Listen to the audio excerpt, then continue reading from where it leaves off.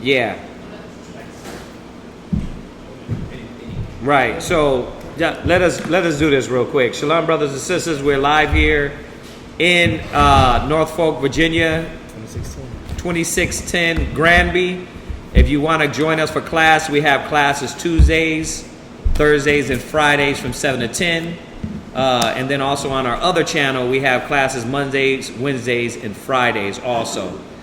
And that's in Houston, Texas. And that's 8524 South Braeswood. So you brothers and sisters know, please like, share, subscribe. Check out our other classes. We got a lot of other classes on there also you can log into. We touch on many topics, many questions. So feel free to check those out. We're going to go directly into class.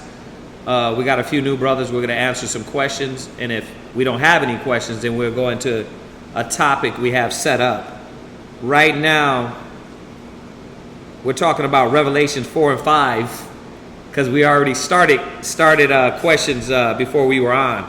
So Revelations, it was 4 and 5 you were talking about, Doc? 4 and 8. 4 and 8. Okay, yeah. Revelations 4 and 8. I was saying the English, when they translated to English, but in Hebrew it wasn't beast. A living thing. Right, so they got here in the Greek, because remember the New Testament written in Greek. It was written in Hebrew also. But right here they got in the Greek a living thing, that is an animal or beast. So you're right, a living thing, right? So it wasn't, see, that's the thing about translating it into English. Yeah, like it fits, but it's a little bit. Yeah, living beast, you know, but the translation is a little better. So a living being. What else they got here? They got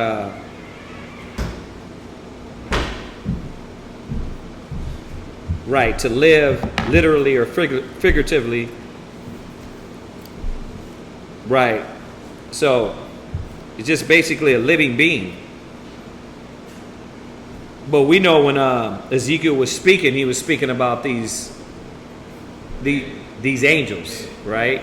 We call them angels. All right. But I mean, yeah, everything you were saying was correct. Those are the same. It's the same. Yeah.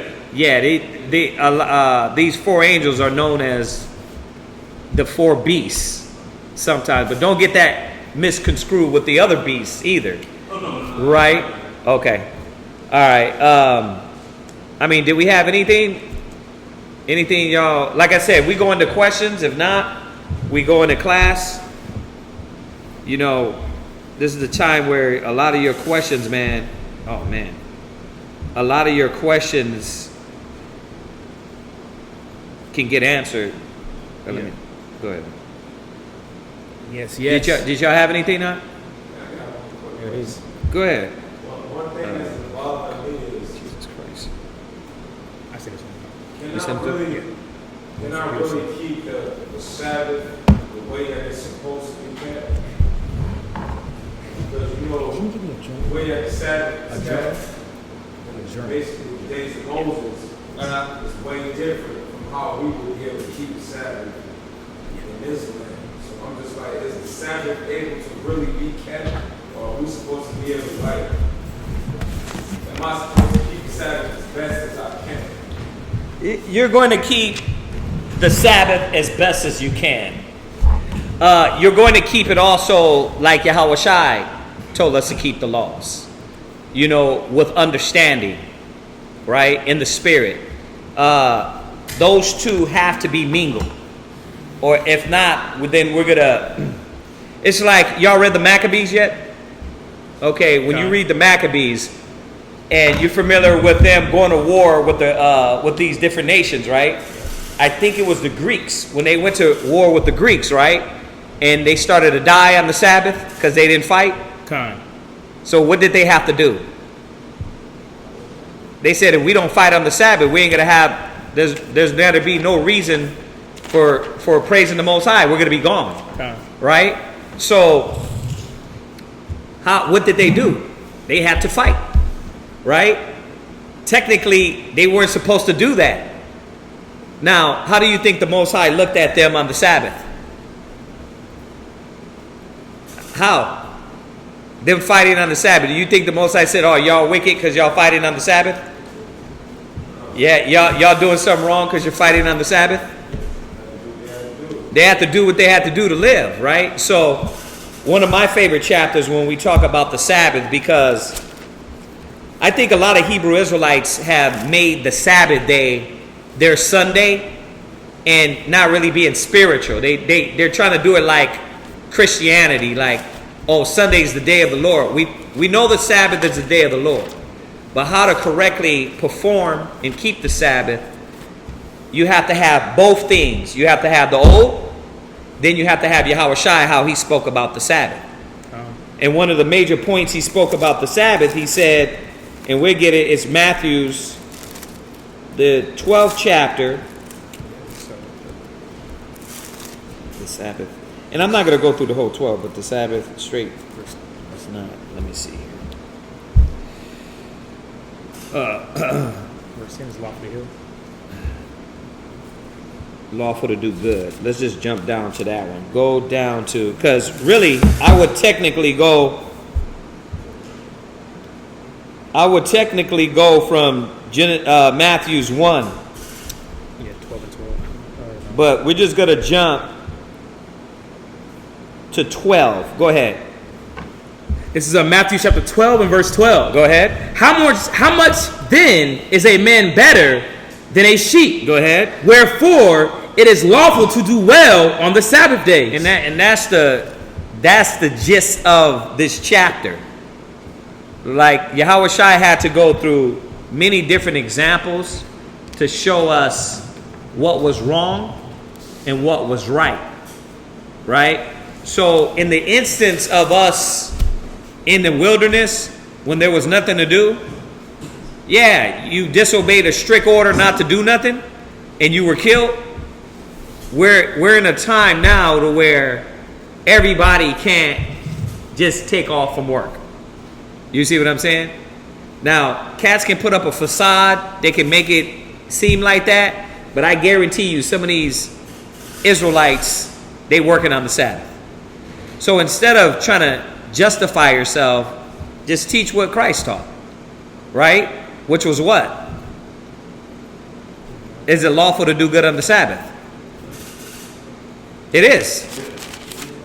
Yeah. Go watch. Read verse 11. Let me start from verse 1. Let me just start there because this is the best way to start this. Go ahead. Matthew chapter 12 and verse 1. Uh-huh. At that time, Yahweh Shai went on the Sabbath day through the corn. Right. Now, we have some zealots that'll say, well, they will look at Yahweh Shai and say, why you didn't get your corn the day before? Right? So why did Christ go through the cornfields that day? Could he not have got his corn the day before to where he didn't do no servile work, right? Because in the ancient day, the guy did what? Pick up a stick? The Most High killed him, right? Gone. So they're comparing that. They're comparing it. They're saying, okay, I'm looking in the law. This man picked up a stick. I'm looking in the law. You're going through the fields picking corn. Why? Why are you doing that? Right? Which is a fair question, right? Gone. Well, then why did Yahweh Shai do it? Why? He picked the corn because, well, for one, because he's going to tell them, one, the Sabbath day was made for you, not like you. We're going to get there, but why did he not do what the Pharisees thought? One, because he was hungry. They were hungry. Two, because he was showing them how to really serve the Sabbath. Right. He was just showing them how to really serve the Sabbath. So if we had it He was not showing them that he was work. He was still doing the Sabbath, exactly. They were hungry, but he was still keeping them holy. Right. And Exactly. And then with the sticks, you know, he wasn't gonna come. He was gonna take the sticks back to his house. Right. He was an individualite. Yeah, not He was worried about himself. They wouldn't bring the sticks. He wasn't dealing with the holy convocation and the gathering of the Sabbath. Right? Okay. Yahweh Shai is going to take us through every instance to show us what, if we perceive what was wrong on the Sabbath or what to do on the Sabbath, Yahweh Shai was going to clarify it. But just this chapter. So if we misunderstood, he's going to make it simple. Now I'm going to pose questions like why he do that. Because that's going to give you the understanding to say, okay, well, he did that because Yahweh Shai was the Lord of the Sabbath. He knew how to worship the Sabbath. So, yeah, he could have got corn the day before, but he didn't because he didn't have to. Because he wasn't doing nothing wrong or wicked or off on the Sabbath day. Okay? And also to let them do their folly and, you know, how they took theirs. Yeah, the whole thing with the whole thing with the Pharisees is that they didn't know the law. They didn't understand the law. They thought they did, but they didn't.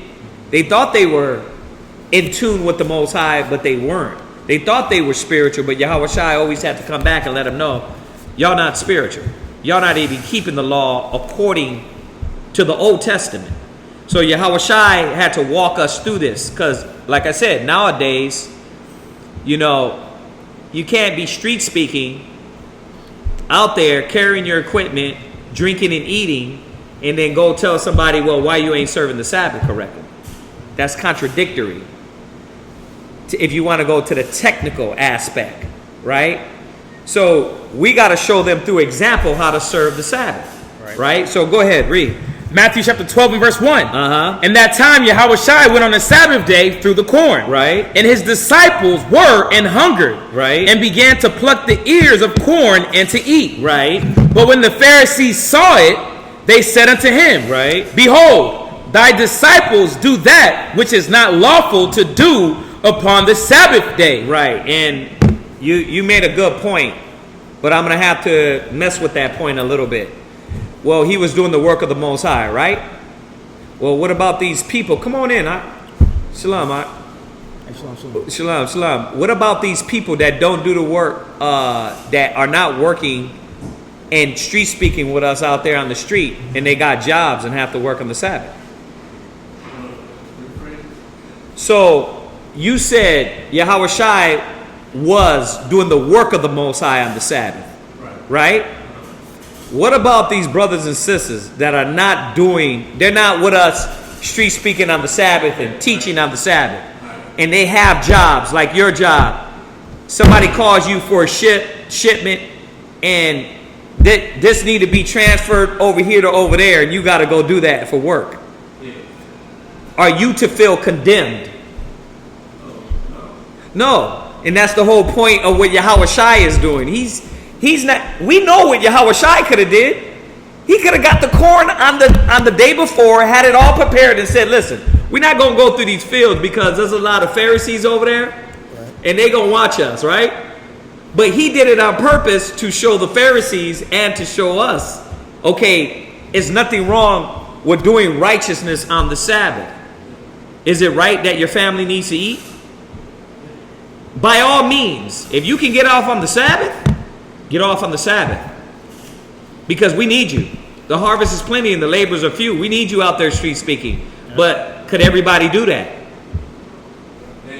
They can't, right? We can try to get Sabbath off. Oh yeah. And We got papers, we got forms. You can get it to your boss. You know, hey, listen. You know, hey, I need off on Fridays. He might look at you like, nigga, quit. Yep. because if you don't got time at all, they're gonna take care of your family. And, Right. You know, So when somebody asks us this question about the Sabbath, Remember, we're supposed to keep the Sabbath day holy, which is with righteousness. Does that mean you partying on the Sabbath? You out drinking? You clubbing? You know what I mean? You having sex on the Sabbath? No. But at the same time, we can't condemn anybody that has to do good for their family on the Sabbath. You can't do that. Now, why? Don't it say you have to do that? Provide for your house? Yeah, it does. It doesn't stop if it has to happen on the Sabbath, right? Makes sense. Go ahead, read on. Verse 2. You need a Bible, brother? Oh, no, we got you. We got you. There's one right behind you. Yeah, Johnny, grab him a Bible and an apocrypha. Yes, sir. No, it should be good. Yeah, you're good to go. Don't worry Yeah. about that. That's during working hours, but right now, you're perfectly fine. Yeah. You parked on the right side or left hand side? You're good. No problem. Yeah, give him one of those and then let him use the apocrypha. You can use those. Yeah. You need that. And then There's a notebook if you can. notebook up there. And there's pins in that left drawer. Yeah. So, No, on the left side. Left, plastic. yeah. Top. Yeah. If you can get an extra one for myself. Go ahead and finish reading. Verse 2. So we're at Matthews 12 and 2. Go ahead. But when the Pharisees saw it, they said unto him, Behold, thy disciples do that which is not lawful to do upon the Sabbath day. Right. So nobody can be like, oh, you're just making an excuse because they did that to Yahweh Shai. Oh, brother, you just making an excuse. No, I'm not making an excuse. Me, myself, you know where I'm at on the Sabbath? Teaching. We go from class to class. So it ain't an excuse for me. I know my whole life is geared around the work, teaching. I'm a priest. So it ain't for me, it's for brothers and sisters to understand that what the scriptures are saying, what Yahweh Shai did in giving us the understanding in the law. So going with your question, he's going to go through different situations to show us what is right and what is not right. So he's saying here, they're telling him, is it lawful to do these things on the Sabbath day? Go ahead. Verse 3. But he said unto them, Have ye not read what David did? Now, Yahweh Shai, was he coming up with an excuse? Or was he giving him a precept to show him about the Sabbath day? Because, you know, like I said, some brothers, that's an excuse. You can get off. Well, actually, some brothers can't. You know what I mean? Some brothers can't. Some brothers can. And if you got the power and your might, yes. Be in Sabbath class. Get your family here. Do what Yahweh Shai did also, studying and teaching on the Sabbath. No doubt. But at the same time, he gave them the scripture about David, not to try to show you that he was trying to get away with something, but to show you what was in the law that you didn't understand. Go ahead. Verse second precept. When he was an hungered, and they that were with him. Right. Verse 4. Right. How he entered into the house of the Most High. Which was out of order, because no priest, if you weren't a priest, I don't care, king or whatever, you weren't supposed to go into the house of the Most High. Go ahead and do what? And did eat the shewbread. Right, and didn't take of the shewbread. So why did he give them a non-Sabbath situation? Why did he give them a non-Sabbath excuse? Because he's not making excuses. What he's trying to show us is how the law is supposed to be performed and how these Pharisees and Sadducees didn't understand the law. It was wrong for him, just like I used the example about the Maccabees. If they all died, how would they fight for the nation to worship the Sabbath? So common sense is David's on the run. He's in the predicament to where he's on the run. His military, his people got no food. He went and took and did something unlawful technically in the law. But being a spiritual man, you know that, wait a minute, it wasn't against the law. He had to feed his military. He had to feed the brothers he was with. But why wasn't David brought out, or the Most High say, David, now you know you done messed up, right? He didn't do that. You know why? Because the Most High knew, David knew what it was to be spiritual. Y'all see that? Same thing with us. We're in these conditions. We're in these conditions, whether brothers think it's an excuse or not. We're in these conditions of captivity and slavery. For the Day of Atonement, you did it, and guess what? You probably have to do it working, right? How many people had to do it working? At work, you had to, no water, no food on the Day of Atonement. But you have to be at work doing it. You can't just sit at home and pray to the Most High. Some of us couldn't. Some of us could. You see what I'm saying? So, how do we look at those brothers that can't? Be like, oh no, Most High is gonna kill you because you didn't do it like the technical law. So Christ came to give us the understanding of the law. Because if not, what we'd be doing right now, condemning every brother, every sister. You see that?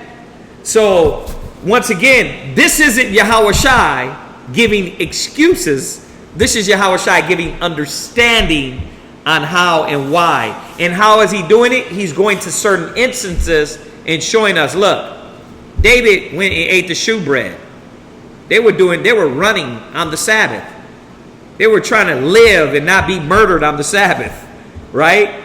Because they were running from Saul, if y'all know the story. Go ahead. Verse 5. Or have ye not read in the law, right, how that on the Sabbath days the priest in the temple profaned the Sabbath? Now, what could they have said? Well, that's the priest. They could have told Christ, well, that's the priest. They're supposed to do that. But why did Yahushua use that example? Why did he come up with that? To justify the brothers eating the corn? No, he was showing them, y'all don't understand the Sabbath day. Y'all don't understand. We're not slaves to this day. This day was created for us to be free, right? And to take this day and focus on the Most High. But they didn't get that. So he's telling them, listen, the priests on the Sabbath day work on the Sabbath day. Sweat, tears, blood over the sanctuary, crucifying sacrificing the animals, right? Are they off? Are they wrong? No, because they're doing the will of the Most High, right? So he's putting things in perspective for the Pharisees. Go ahead. How that on the Sabbath days the priests in the temple profane the Sabbath? Go ahead. And are blameless? And are what? Blameless? Yeah, exactly. And that's the thing, man. The Most High understands what we're dealing with, and he makes you blameless. You know what I mean? God. You ain't doing things for the flesh. You ain't doing things in the carnal. Worried about you.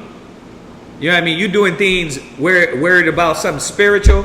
Worried about your family. You ain't out, like I said, I'm going to say it again, partying, drinking, in the clubs. You know what I mean? Worried about your day to focus on you. You know what I mean? Because that's what they do out there in the world, right? Oh yeah, kick back. Netflix Saturdays is Friday nights is party time, clubbing. Oh yeah. What hole I'm been off with at the end of the night? Right. I mean, we all been there. Y'all know the deal, right? So, and then Saturday don't stop. You might just get up Saturday and drink more. Get you a beer. Right? With a blunt. Oh yeah. Right? That was the lifestyle. So that's what we're supposed to put aside. It's not wrong that I'm feeding my family and I have to work, or we have to go street speak and teach. It's not wrong. Go ahead. Verse 6, Matthew chapter 12 and verse 6. Go ahead. But I say unto you that in this place is one greater than the temple. Right. And I'm going to say this. Yahushua was the example, right? This wasn't, he was also with the 12 disciples, right? Okay. So this wasn't just, oh, well, that was Yahushua. He can do that. No, bro. He was with the 12 disciples. What was he teaching them? Then, what was he teaching us? Because he said, I leave you an example. So this wasn't just because he was doing it. I heard that before. Oh, that was Yahushua. Nah, bro. He's telling us how to serve the Sabbath. So a lot of us won't be condemned today in your conscience. Go ahead. Verse 7. But if ye had known what this meaneth, right, I will have mercy, right, and not sacrifice, right, ye would not have condemned the guiltless, right, because he's quoting David. And you know what David was saying? Yahweh, you don't really want the carnal aspects or carnal things. You want my spirit. right? And that's what Yahushua was reminding them. Y'all Pharisees ain't never really giving your spirit. You're doing things for outward appearance anyway. The Pharisees and the Sadducees were an outward appearance anyway. You know what I mean? So we're not gonna lie to you like some cats is, oh yeah, you don't supposed to work on the Sabbath, but then you got brothers working on the Sabbath. It don't work like that. I'm gonna tell you what the scriptures say, which is what is lawful to do on the Sabbath. Right? What's up? Said he quoted David. Yeah, I quoted David. Psalm 51. I just want to write down that precept. Yeah, Psalm 51 and Lineage got gold. yeah, I know. Yeah, let me get it for you. Psalms 51. He said it twice. Go ahead. Psalms 51 and 17.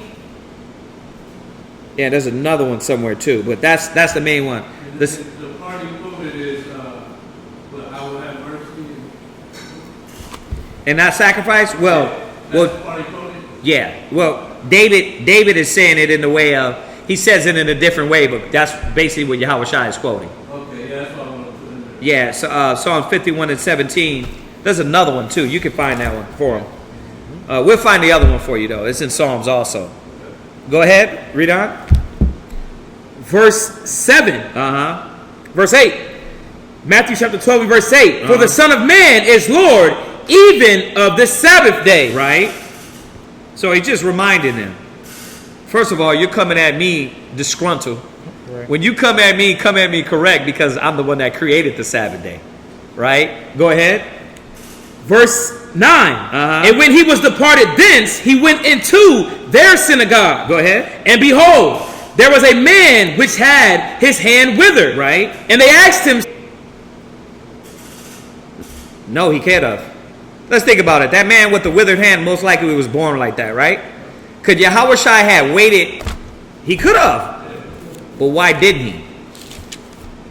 Because it wasn't wait. Right? But they're going to accuse and try to accuse him of breaking the law. You're not breaking the law when you're doing good. They want to know how to serve the Most High. But if you don't meet, go home, sit there and look at a wall on the Sabbath. And if I get up or do anything, I'm breaking the law. That's not true. If that was the case, then Yahushua would be lying right here all the way through. But he's not. He's telling us how we supposed to worship the Sabbath day. Y'all get that? You get it out?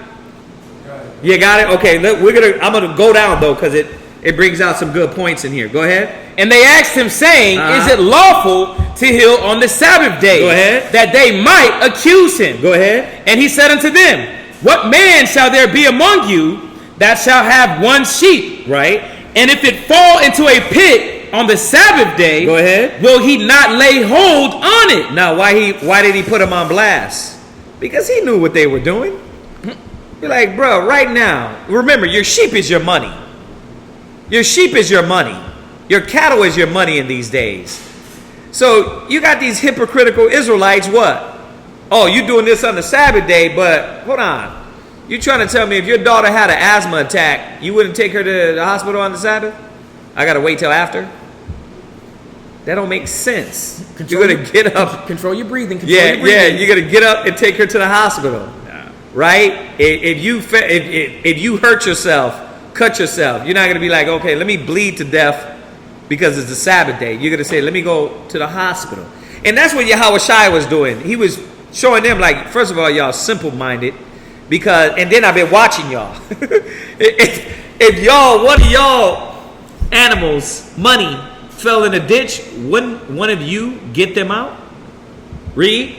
Will he not lay hold on it and lift it out? Read. Verse 12. How much then is a man better than a sheep? Right. Wherefore, is it lawful to do well on the Sabbath days? Right. So that is the question. Is it lawful to do good on the Sabbath day? Right? Go ahead. Verse 13.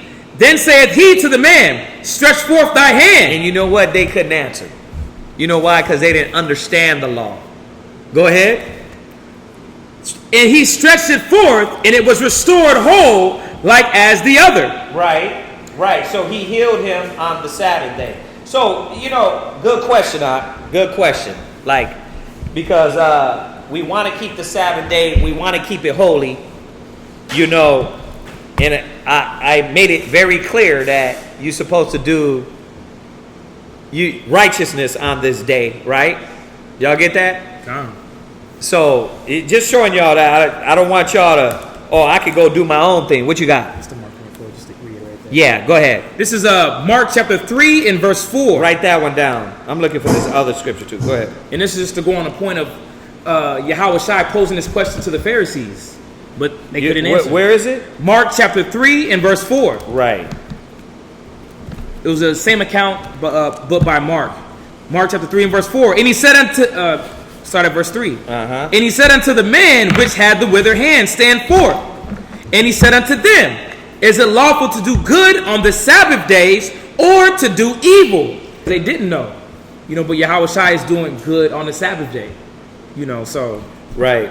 What verse you at? That was Mark chapter. The Sabbath was made for man. Right. And not man for the Sabbath. Right. So what does that mean? What does that mean? The Sabbath was made for man and not man for the Sabbath day. What? One was in Egypt. They was basically, you know, Defiled. yeah, Doing all kind of things. like working 10-day week. Right. So you're not gonna work this day because you're not like that's one way. Like you're gonna take a day off. Right. And what he's saying is us coming out of Egypt, having the 10-day work week, we didn't know how to chill. So the Most High had to institute a strict Sabbath. Oh, yeah. And that's where you get the guy picking up the stuff and him being put to death. But think about it. If we kept going like that, Israel would be wiped out. And they knew this. They knew this in these certain instances. But the Pharisees, Yahweh Shai, had to teach us on how to be able to, knowing where we were going, knowing we were going in captivity, knowing we were finna suffer persecution. He had to give us the understanding of the law, or else we'd be dead. Same thing with, like I said, the Pharisees and the Sadducees. But how many times have we gone to war with the nations? A lot.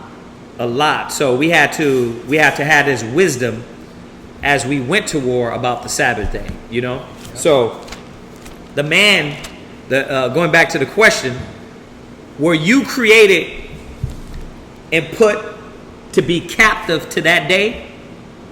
Or was that day created for you to lean back, relax, and refocus? But what it's been made of is like, no, now you're captive to that day. Yahweh Shai said, that's not why the Sabbath day was created. Like, if the whole point was for you to make the wrong move and kill you, it wasn't created for that day. It was created to free you up. And that's the point Yahweh Shai had to reiterate to them. Like, y'all not understanding what this day was created for, right? It wasn't created for you to, okay, let me watch. The law wasn't created for that. The law wasn't created for, okay, I'm waiting till he mess up. Ooh, I got him. Oh, bring him out. Got him. We got him now. It was created for you to live, right? So it only went that way because we were disobedient. But this is what he was showing us about the Sabbath day. It was created for your rest, for a day of rest. Right? You got something else? Yeah, this is Go ahead. This is John chapter 5 and verse 14. Just more points on doing good on the Sabbath. You know, we're not doing our own pleasure. We're not doing, my family time. I'm out there at the park and, barbecuing. No, we're doing the work of the Most High. Especially now in this day, in captivity, where our people need us, we're doing the work. And this is the same thing that Yahweh Shai was doing. But the Pharisees looked at him like, nah, bro, you doing something off. Right. John chapter 5 and verse, I'll get it right. 16. Verse 16.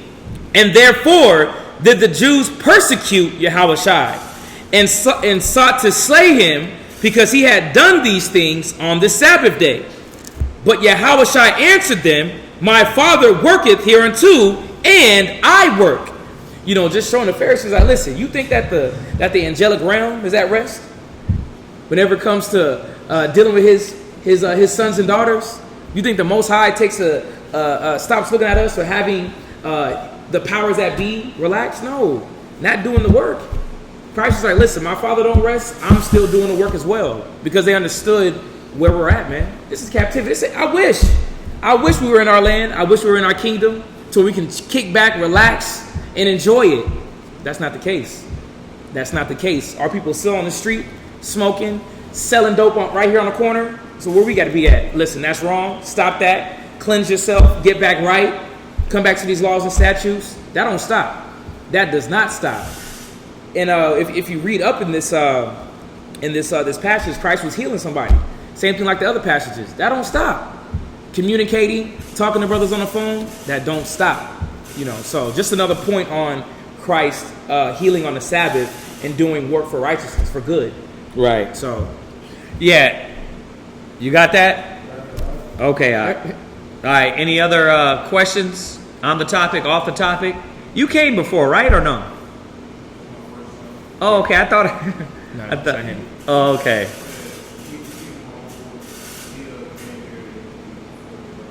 Okay. Who? Oh, Peter. Okay. Is he the one that don't have the phone?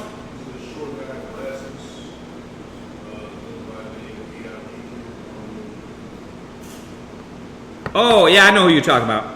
I know who exactly you're talking about.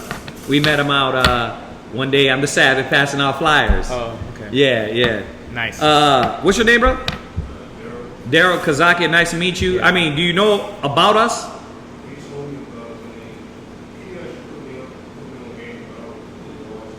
Okay.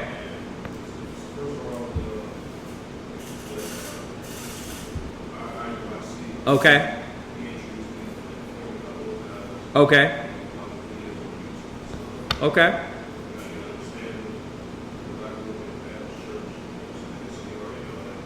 Yeah. Well, you got any questions? You got anything? You wanted to talk about, go over?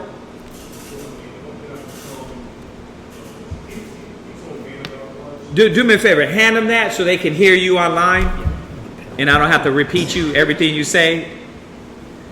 We trying to get them involved. We got a few brothers and sisters online that watch class. What? Yeah. So go ahead, say that, and then I can hear you too. Go ahead.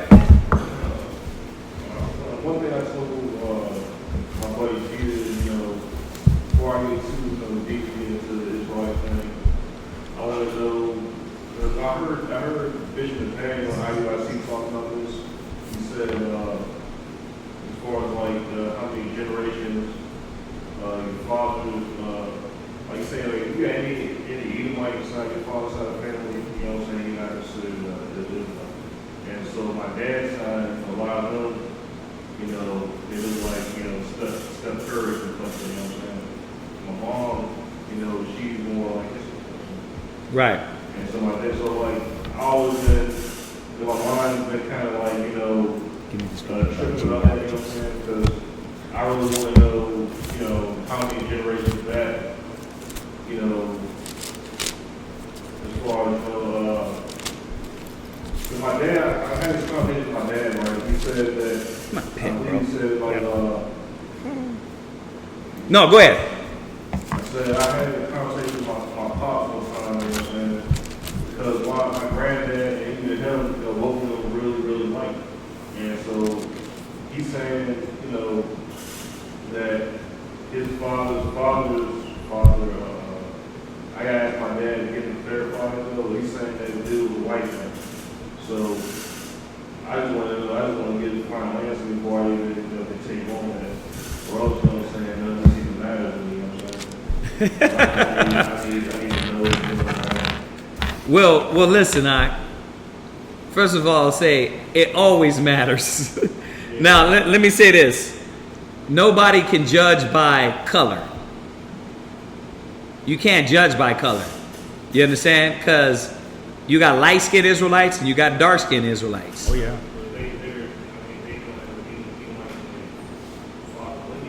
You got what? You got Edomites in your father's lineage? He's saying, according to what my dad said, I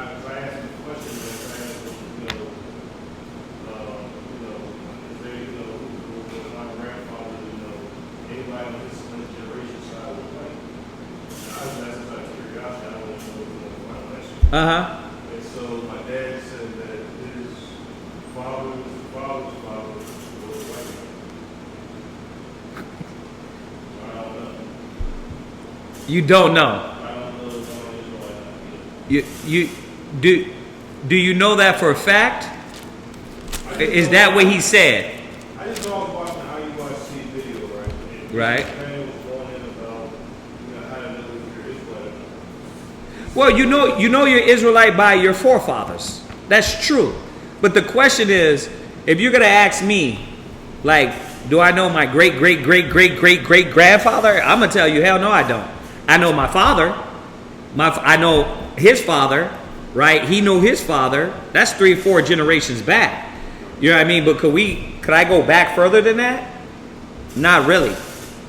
You see what I'm saying? So if we were going to base it off of that, then how many people are not going to be taught? Well, listen, unless you take like a blood test to find out. Exactly. Not even a blood test, because first of all, the so-called white man got that wrong. They'll tell you you have dog, you have cat, you're half British, it's like, bruh, you're not half anything. You are what your father is. So unless you know for fact and you can prove that, I say, okay, yeah, bro, you got Esau in your family, right? But are you trying to tell me you can prove that? Exactly. So if you can't prove that, what I would do is I will go according to what the scriptures say, right? Go to Romans, and on that point, what he's talking about, that's what the scripture says. Your pedigree, your nationality is determined by your father. But if 1, 2, 3, 4, 5, 6, 7 of us in here, right? Okay. Could you go back to your great grandfather? Could you? Like, you think about it, like, who could do that? That's really rare. Now, I'm not saying it can't be done. I'm just shocked. This is the thing with like he held the lecture he was talking about, going back generations. Yeah, but there's you can't go all the way back though. I know we can't. Yeah, so. And then if you go onto the blood sample, the white man's going to tell you you're damn half African. So forget Esau. You Cameroonian? Yeah, forget Esau. How about you just a Hamite? Like, so you're going to go get a blood test from Esau, and they're going to tell you you're half damn, what is Shaka Zulu? Or Zulu tribe. Zulu tribe, right? How can you get an accurate something that's accurate and know who you really are? Well, you can only ask. You can only ask your father. That's why I'm saying. If you ask your father, and dad, what's grandpa? Well, he black. Well, do you know what his grandpa is? Do you know what unless he straight out tell you, then there's no way getting around that. You understand? But I don't know who really can get that information unless you go out and really, really search your forefathers.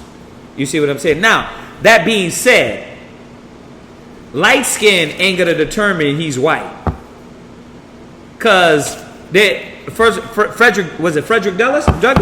Right. Esau. He's Esau. He's a white man. His father's white. So you can't determine by color. You have to have the evidence, right? So how do we judge that? How do we judge someone? How do you judge? Well, we got to judge according to the scripture. Say, what did it say? Go to Romans 8. What is it? Spirit bear witness. It's Romans. Go to Romans 8 and verse 16. My apologies. Go to Romans 8 verse 16. Romans chapter 8 and verse 16. Tell me, y'all. We'll wait a second to see if y'all got it. Romans 8 and 16. Yeah, that's. One thing we got to understand is, you can't judge by appearance, because there's dark people that may be white. You can't judge. There's light-skinned people that might be black. Like your father. What's your father, Mario? Yeah, but you look Issachar. Yep. But all you are is just a mixture of. What's your mom? Thai. Italian. There you go. So you got a mixture, but you can mix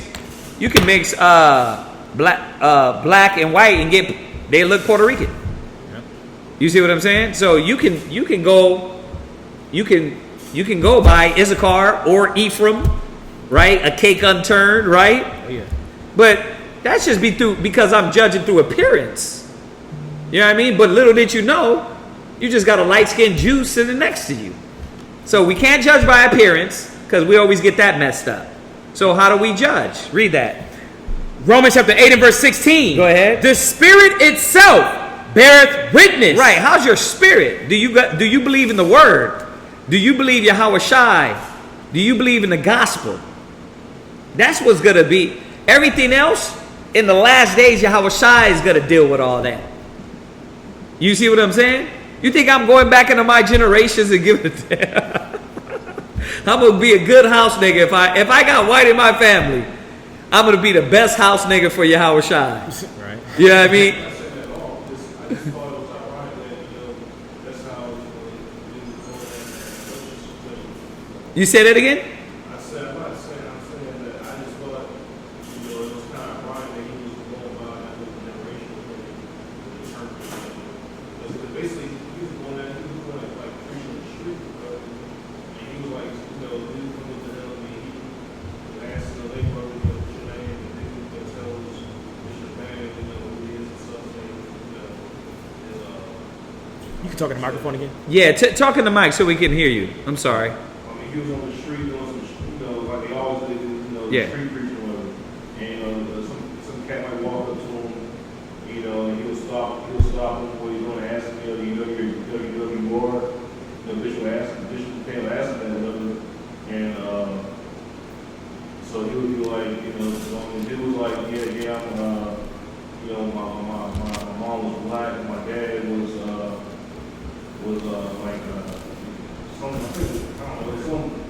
some heathen nation. I don't know. Uh-huh. I can't remember what it was. Some nation, but it wasn't Israel. But Right. So Bishop Nathaniel was like, do you he's like, how many generations back is your great grandfather? He said something about like generations going back. You can determine whether you're a full-fledged Israelite. I mean, he was just making it seem like you just had to know that. I mean, you don't have. There's no way all of us know that. I know that because I'm still mind-boggled by that myself. Yeah, there's no way all of us know that. Like I said, What about the ones that are? We had a brother. He was what? Adopted. He was adopted. This cat was adopted. He looked Issachar. He said, "I don't know what I am." We gonna be like, "Nah, brother, you got to go get a DNA test. You can't come in here." No, we gotta teach him. We gotta sit down. Does his spirit agree with this? We're gonna go according to the spirit. That's not saying if you know, you don't know. It's still saying that some of us ain't gonna know.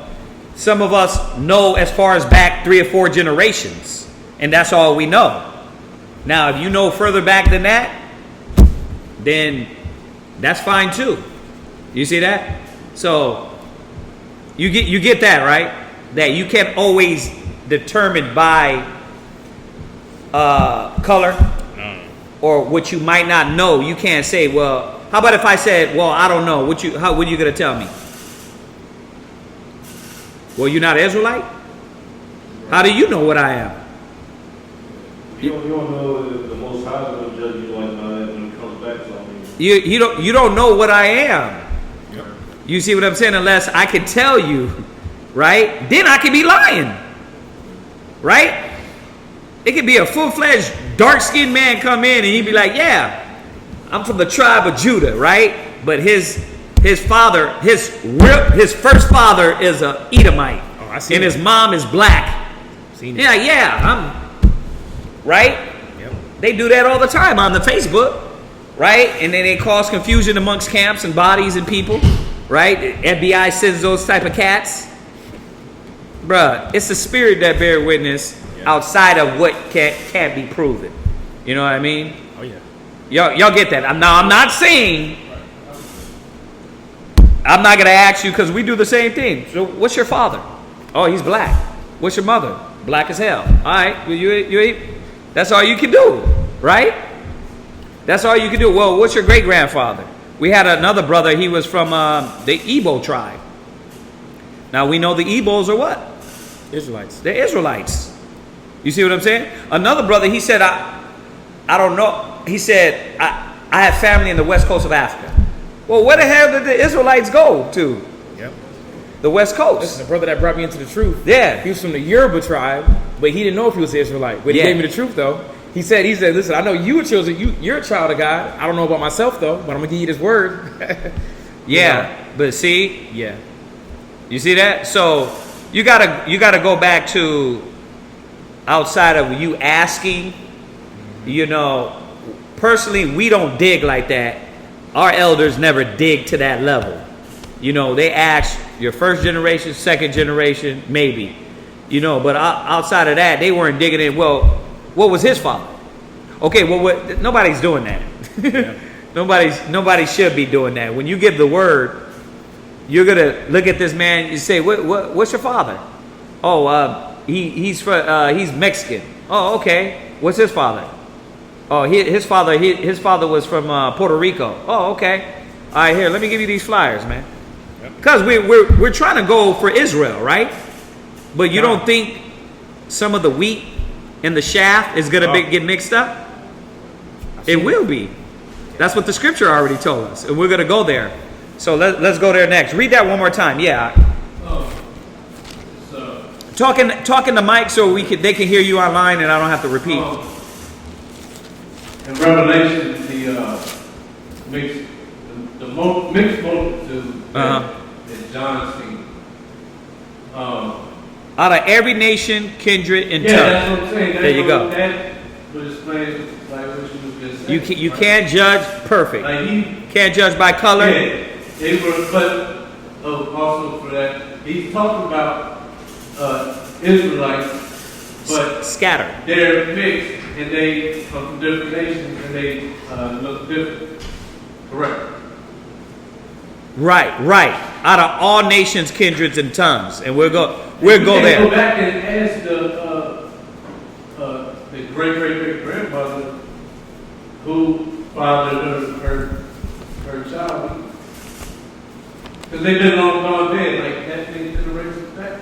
You can't even go check that. You can't ask nobody. Yeah, I mean, listen, if you want to waste your time with that, you can. Now, I'm going to say it again.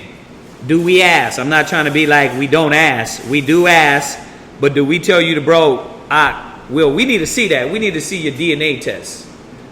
You know what I mean? We need to see that, or we don't do that. We take it for word, and then Yahweh Shai is going to sort everything else out outside of that. So read that one more time. This is Romans chapter 8 and verse 16. Go ahead. The Spirit itself beareth witness with our spirit, Right. that we are the children of God. There it goes. Like, you know if you're a child of the Most High, because you're going to come in, you're going to submit, you're going to follow the laws and commandments. Right? There's a lot of Israelites that are not Israel. Right? And you know what that means, right? They got the spirit of Satan in them. So what does it matter when you're a Hebrew Israelite and you acting like the heathen? Is Christ going to save you? Think about it. Is he coming back to say, what's going to happen? Yeah, you might be born in the next generation, come back in the kingdom, but in this first ride, what's going to happen to you? You're going to be judged. You're going to be burnt the hell up. Some shall raise to everlasting life. Some shall raise to everlasting condemnation, right? So, if I didn't say it enough, I'm not saying we don't ask, all right? I don't want y'all to act like, oh yeah, we just let anybody in. I'm not saying that. What I'm saying is that you ask, scriptures say the Most High put judgment on us to the third and fourth generation, right? You ask a brother, hey, what it is, they tell you, you take them for that word, you move on, man. Yep. We ain't going to sit here and just start to prick your finger for DNA. Where else? Where you at? That was Go to Thessalonians real quick. I mean, Timothy's. All First right. Timothy chapter 1 and verse 4. 1 Timothy chapter 1 and verse 4. That one of the titles too. Yeah. Give me the the one I just quoted to them. Isaiah 11:11. Go ahead.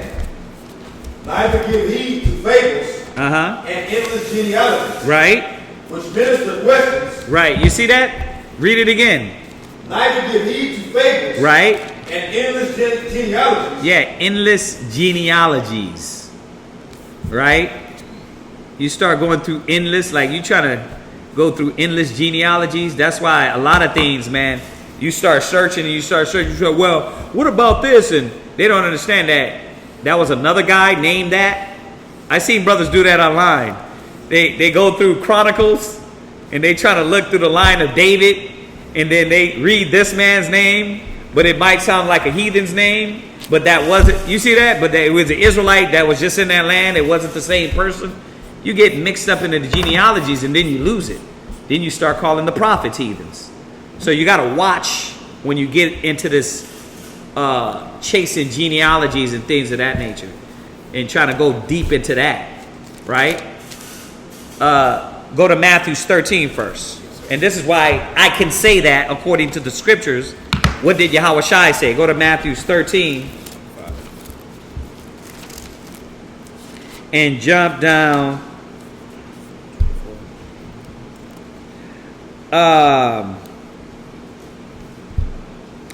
Start from verse 24. Matthew 13, verse 24. Go ahead. Another parable put he forth unto them, saying, Right. the kingdom of heaven is likened unto a man which sowed good seed in his field. Go ahead. But while men slept, his enemy came and sowed tares among the wheat. Right. So, I mean, the Bible already told us this was going to happen. Israel don't understand that. Like, you're trying to fight something that the Lord said would happen. He said that they sowed tares. The enemy, who did that? When they raped, robbed, and murdered us, they try to sow tares amongst us.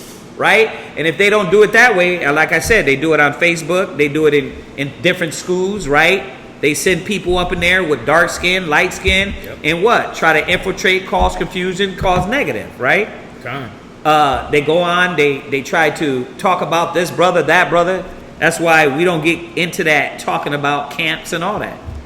We try to keep that like the lowest possible. Why? Because that's just feeding into their plan. They want us to hate each other, cause confusion with each other. Don't do that.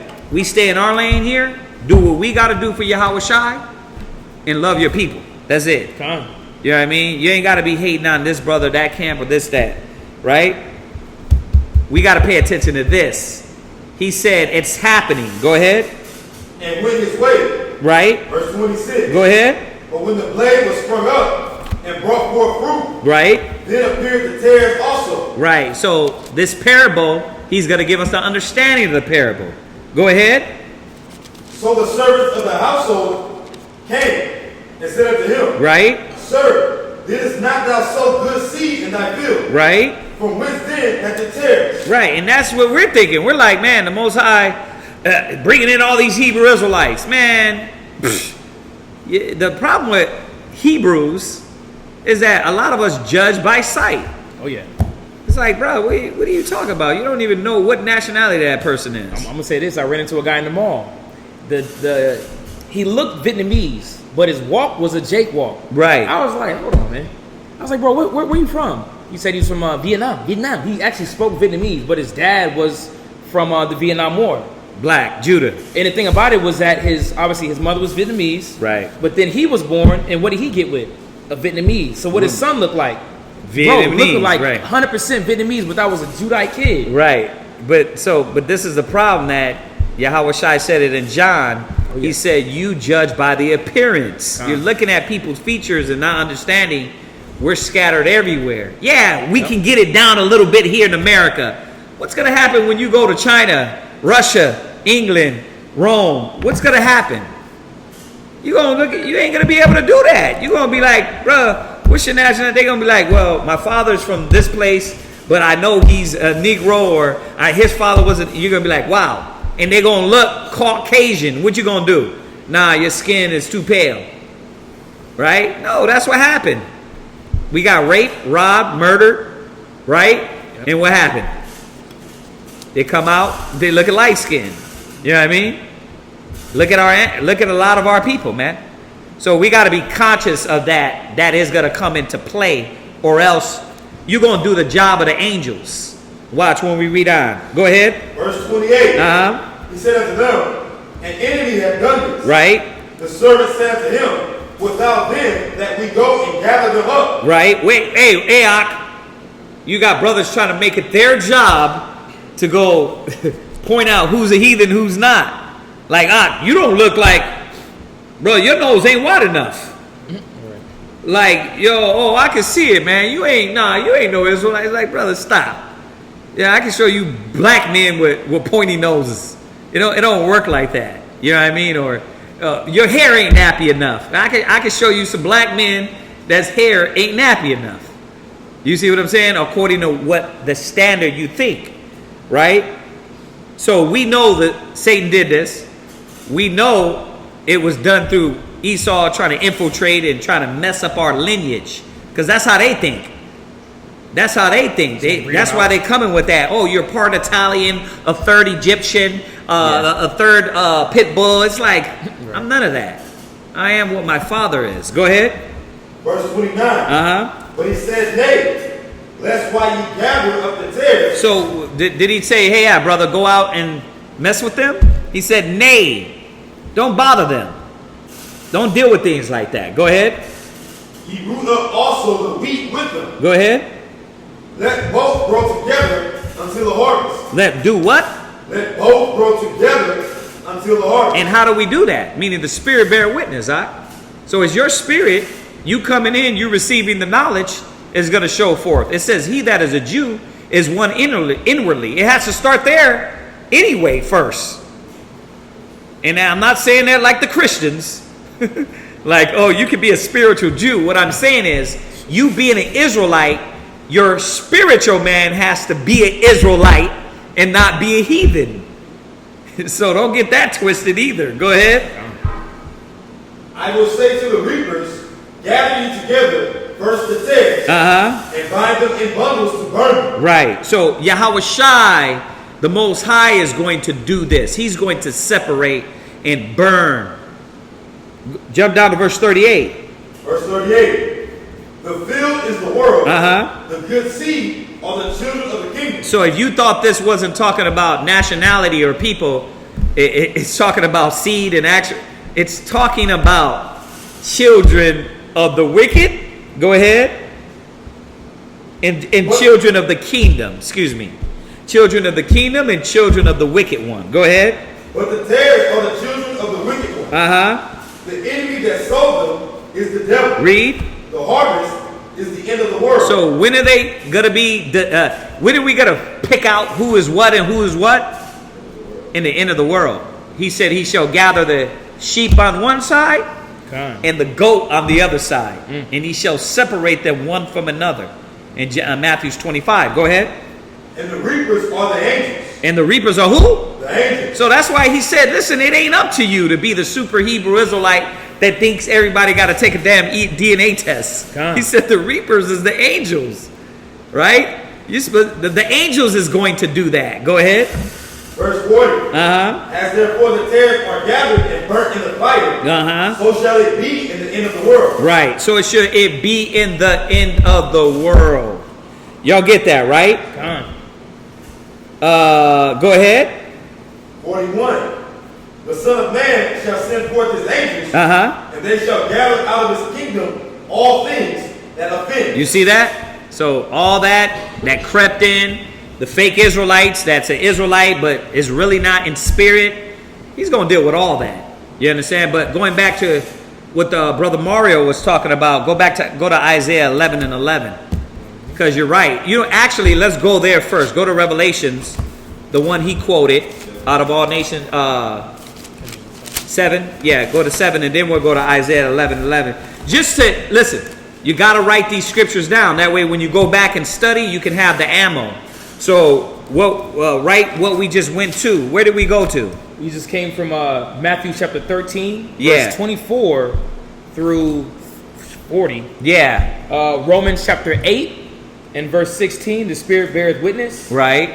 And then 1 Timothy's chapter 1, verse 4, endless genealogy. Yeah, you got to have those. That way, when you go back home, you'll be able to read it yourself and say, okay, this is how I'm supposed to look at it. I'm not supposed to look at it narrow-minded just by appearance. And I want that one too. It's in St. John.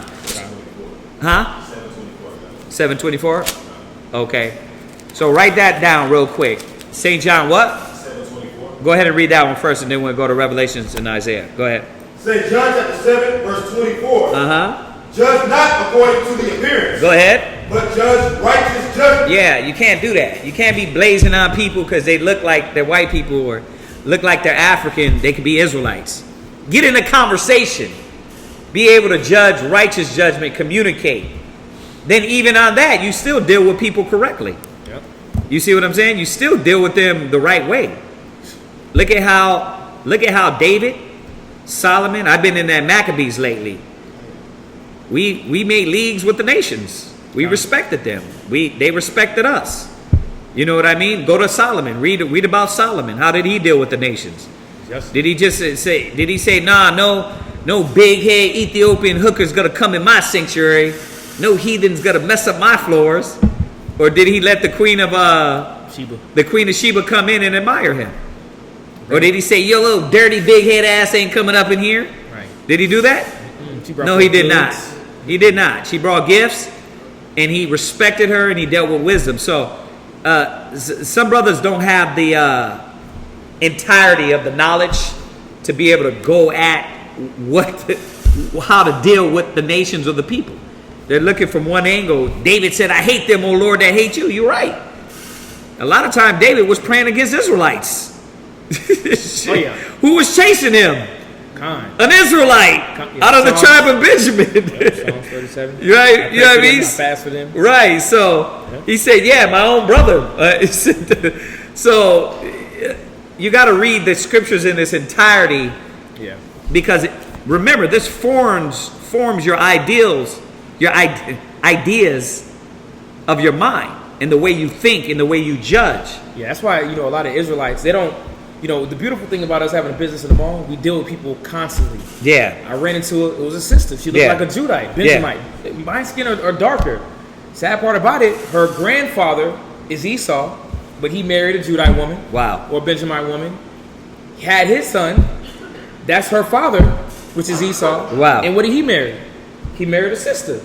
What complexion is she? She looked just like me. Right, but she's an Edomite. She was just weird. I was like, it was something, But how about she was adopted now? Throw that in there. Then you're like, yeah, I'm an Israelite. She coming in, saluting and thinking you're like, nah, you judge by appearance. Mm-hmm. And that's why the Most High said, just teach.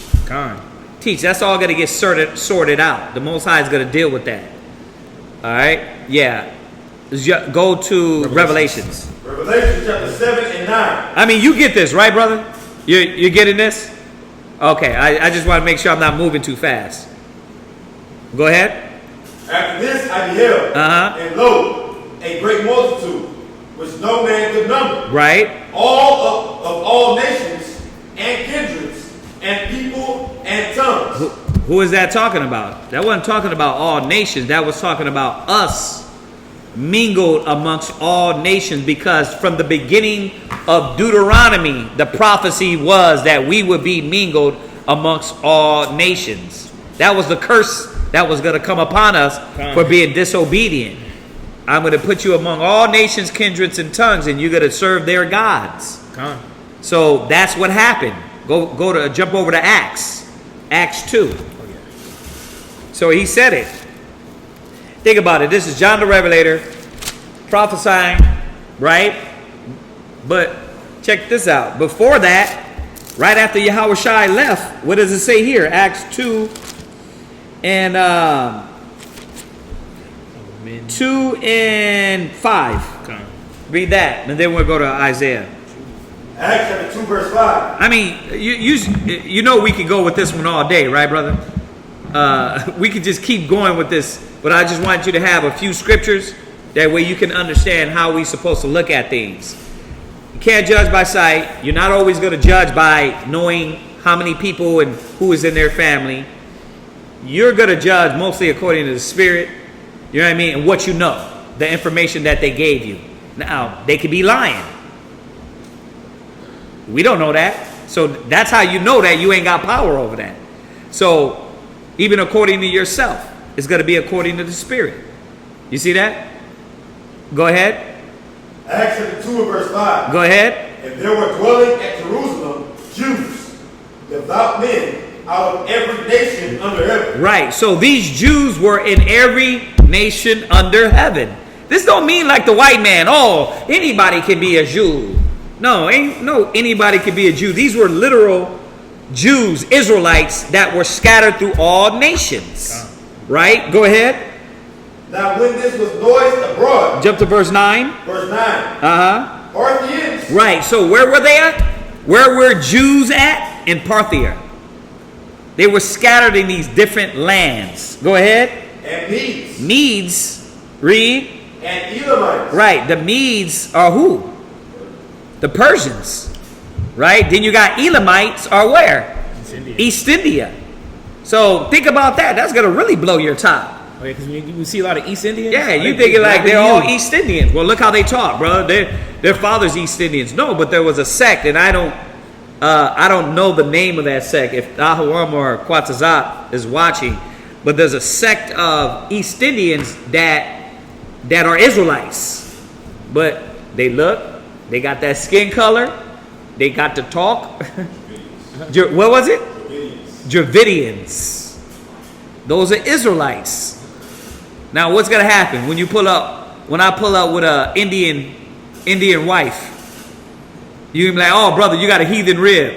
Nah, bro. The hell are you talking about? They're not all right. Heathens. These are Israelites that are scattered in these lands. Go ahead. Dwellers of Mesopotamia. Mesopotamia. Y'all know where that is at right now, right? That's Iraq. So all our people over there, a lot of us still over there in Iraq, Iran, Saudi Arabia. Oh yeah. Right? You'll see videos about and they don't look Negroid, they look what? Middle Eastern, Afghanis. Yep. Yeah. You see a lot of videos where they have they're actually segregated from, in Afghanistan and even in Jerusalem, like the darker skin or the technically the Jews, because they know that they're Jews, man. Right. But they like to push them off to the side as if they're dirty or, Right. Listen, we know that majority of the salvation, the awakening is going to be here in America, right? Because this is what the Most High is doing. But the curse said we would be scattered through the four corners of the earth. So for brothers to say, oh, no, they ain't nobody still in Africa. Yeah, there's some of our people still in Africa. There's some of our still people in these different lands. Now, this is during what? 4 or 5, maybe 7 BC? You know what I mean? You got during the time of the Acts. I could be wrong on that. I'm calculating Yahweh Shai was 4 BC. You know what I mean? Maybe 7 BC, right? Israelites were scattered through Mesopotamia, Elam, Persia. Go ahead. And in Judea. And Judea, we know that. That's where the Jews live. Go ahead. And Cappadocia. Right, but Judea was occupied by how many nations? When you go back to First Maccabees, the Israelites were taken out of that land, right? And they start acting like heathens, uncircumcising themselves. So the curse is real when it said we would be scattered through the four corners of the earth. Go ahead. In Pontus. Right. And Asia. Right. Phrygia, Pamphylia, Egypt. It got Libya, Cyrene, strangers in Rome, Jews and proselytes, Cretes and Arabians. Come on, man. We're scattered everywhere. So when John the Revelator seen the future, and they seen all nations, kindreds, and tongues, they were seeing what already had happened and the outcome of what was left over, the residue, which was us scattered through all nations, kindreds, and tongues. So the Bible ain't a lie. So you're not going to, even in that, even if we did, right? When you went to Elam, right? Or you bumped into this Elamite, because it say Elam in here, right? And you said, what were the people? Dravidians, right? And you asked them, hey, man, what's your nationality? And they say, well, I'm Indian. You're going to say, well, you ain't got no Negro in you? They're going to say, Well, I don't know. Or no. Right? So here's the question. Is the Bible a lie? When it said we were scattered through Elam. It's not a lie. So we got to open up our mind and say, okay, the Most High made it a little easy on us here, but us being scattered through everywhere. First of all, here's the fact. Is there such thing as a Negro? So if you were in Iraq right now, and they said the true Jews were Negroes, you were raised, and you knew you were of the tribe of Judah, right? And they say, yeah, the true Jews are the Negroes. You're like, Negroes? Who the? You mean the people over there in America? You know why you're the true Jews? Because you fit the prophecies. There's no such thing as a Negro. There's no such thing as a West Indian or a Haitian.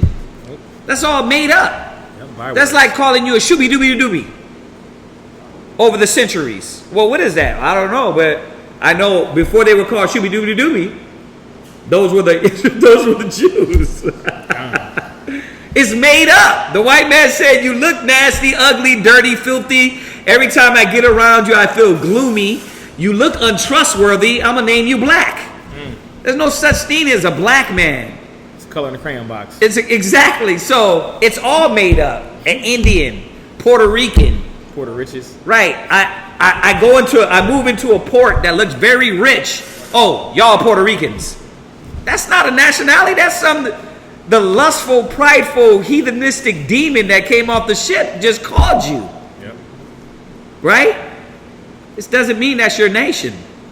So how are we identifying what the Jews are? What we are? We can't identify with these labels that the heathens put on us. We got to identify according to the scriptures what our nationality was and the prophecies that said was going to happen. Y'all get that? I hope I didn't throw y'all for a loop for that one. What's up? I posed that question to a family. Yeah.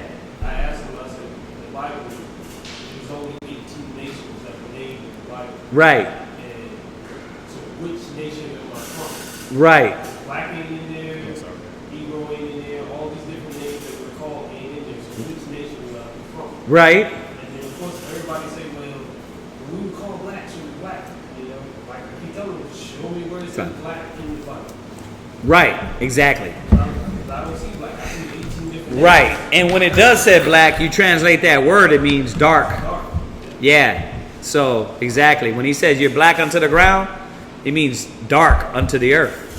Right? So what's your name again, brother? I'm sorry. Gerald? Daryl. So you get that? Did that help out a little bit? It did? Okay. All right. So yeah, you had anything else, Daryl? Yeah, anybody else had anything? Obviously, we got to stick with questions. We only got 30 more minutes. We're not going to go into nothing too meaty. Well, we got some online?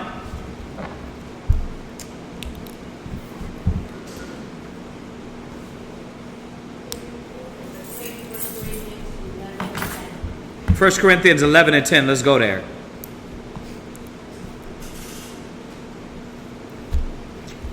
Sweet will make your head hot. 1 Corinthians 11 and 10. You got it? Y'all there? Okay, go ahead. 1 Corinthians chapter 11, verse 10. Uh-huh. Nevertheless, neither is the man without the woman, neither the woman without the man in the Lord. For as the woman is of the man, even so is the man also by the woman. Right. But all things of the Most High. That was it. 10? That was 11 and verse 10. 1 Corinthians 11 and 10? Yeah, one up. Read it again. Verse 10. Verse 10. For this cause ought the woman to have power on her head because of the angels. Right, because there's an order. So this whole chapter is talking about an order of things. The angels are given power, right, to do their job, right? To do, which is be ministers for the Most High. So if we go and look at the structure of how the Most High does things, go back to verse 11 and 1. Because is that what their question is on the angels? It wasn't no specific question. This is actually Who? Mustafa. Oh, that's Mustafa. Okay. All right, go ahead. So read 11 and 1 again. Verse 1. Be ye followers of me, even as I also am of Christ. Go ahead. Now I praise you, brethren, that you remember me in all things, Right. and keep the ordinances as I delivered them to you. So this is the order. This is what he's establishing. So he's saying now you got to keep your head covered, because just as the angels have power and rule, right, over us right now, really, right? There's got to be order. So you got to cover your head and be obedient to the power of the Most High. So what's the order? God, let me not jump. Go ahead. Verse 3. Uh-huh. But I will have you know that the head of every man is Christ. Right. And the head of the woman is the man. So the order, right? The head of the woman is the man. Go ahead. And the head of Christ is the Most High. So that's the order. Who's the woman's head? The man. Her boss? Her mama? No, who? Her husband, right? Now, who's the man's head? That blunt? 40 ounce? Your job? The woman? No. Who's your head? Yahweh Shai, right? So it's just showing you about order. So if the angels have to fall in order, right? Then what the woman got to do? She got to fall in order too. Because it already said she had to fall under her husband. So why is she covering her head? What does the angels got a part to do with it? It's throwing in the angels part just to show you about the order. Because it's not that she's falls under order to the angels. She falls under order to the husband. But the angels show that the power of the order of the Most High. You got God, right? Yahweh Shai, right? Michael and the angels. So everybody's falling under an order. Does Yahweh Shai move on his own? He says, I can do nothing of my own. He said, I came to do the will of him that sent me. Does Michael the archangel and the angels do anything on their own? No. So there's an order. So the woman falls under that order. Y'all see that? Okay. Jump back to verse 10. Read it again. Verse 10. For this cause of the women to have power on her head. Right. So what's the power? What's the power over her? Her husband is the power over. Right? Go ahead. Because of the angels. Nevertheless, neither is the man without the woman. Right. Now, the reason why it sounds weird is because how it's worded. But if you go back and read the context of the chapter, what it's saying, is it saying the angels are over her? It is, but not directly, right? Because the angels got power over us now, right? They got rule over us. They can do things we can't do. But who's our head? Yahweh Shai, right? The angels got power over women. But who's her head? The husband. Y'all see that? Okay, so I don't want you to get misconstrued that the angels, the only reason why they cover their head is because the angels, they cover their head because they're falling under an order, a structure. Just like the angels have to follow a structure, the woman has to follow a structure. And when she prays or prophesies, she got to cover her head. Hopefully that helps you, Mustafa. What is that? Is that it? That's it on there? All right. So any other questions? Anything? Like I said, we're not going to go into our class because it's going to be too much info that we're going to try to get out in 30 minutes. It's not going to happen. So nobody got anything online? If not, we'll end it early. I will end it early because I don't want to just jump into something just to jump into, just to give you half part of our class. So I'll give y'all a few seconds, think about it, and see if anybody has any questions. That's what happens when we go over questions. Sometimes questions go further, sometimes it cuts short. So A lot of our classes online, in the beginning of our classes, we go over a lot of questions, and then we go into our class. So if you go online and you check out our class, because we're live right now, all these classes are recorded on YouTube. So yeah, ours here in Virginia is ISBHPK, the acronym. And then our classes out in Houston is the full acronym, of course, spelled out.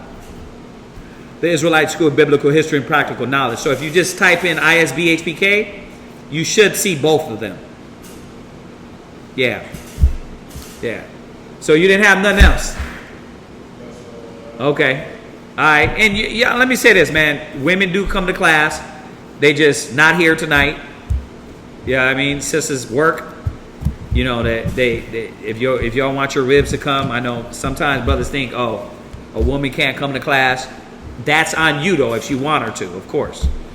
Y'all got that? Come on. All right. So, nothing else? If nothing else, we're gonna go ahead and end it. Anything online? Yeah. Should women always wear dresses? Yeah.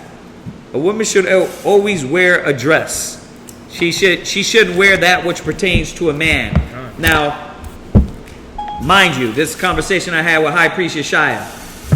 If your woman is in the military and she can't walk around with a dress, obviously you ain't gonna be like, yeah, I gotta wear a dress. It's certain jobs, like they don't have police officers. This ain't Europe. They don't have police officers walking around in dresses out here. Yeah. Yeah, I mean, they wear pants. So certain occupations, your rib might have to wear pants. It's like that. Once again, we're not in our kingdom. Now, either have her quit or she's gonna wear pants, right? Either have her quit or she's gonna wear pants. Other than that, you know, your woman should try to dress the part of a woman. You know what I mean? And that means that if she's, you know, she don't have to wear pants, don't wear pants. All right, we'll go where we at? It's Deuteronomy chapter 22 and verse 5. And I know you know this, Lewis. You've been with us for a while. I know you get this, but for the new brothers and sisters, we gotta pull the scripture again. Go ahead.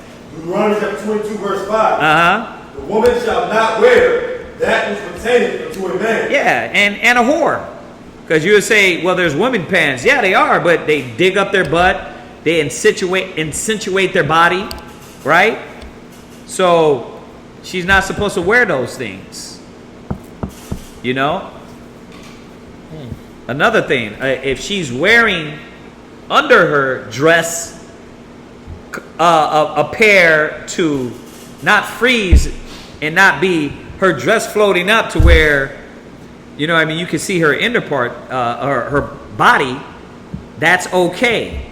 What this is talking about is that this woman is trying to put on this persona as a man and be like a man. Just like it says when you read down, a man shouldn't wear that which pertains to a woman, right?